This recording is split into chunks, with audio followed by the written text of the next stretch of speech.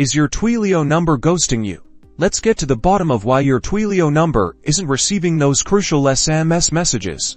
First things first, double-check your account credentials. Make sure your account SID and auth token are correct in your application code. A simple typo here can break everything. Now, navigate to the phone number section of your Twilio console. Select the specific number that's giving you trouble and review its configuration. Pay close attention to the messaging section, especially the "A message comes in" field. This is where you define the webhook URL that Twilio calls when a new message arrives. Is the URL correct and pointing to a valid endpoint on your server? If the URL is correct, test the webhook endpoint using a tool like Postman or curl. Ensure it's responding with a 200 OK status code. Errors like 400 or 500 will prevent Twilio from delivering the message information. Sometimes, geographic permissions can block messages. Check the Geo Permissions page to confirm that messaging is enabled for the countries from which you expect to receive messages. It's also important to verify regulatory compliance. Certain regions require specific documentation for numbers to send and receive messages. Make sure your number meets these requirements. If you've checked all these settings and are still experiencing issues, contact Twilio support. Provide them with your account SID,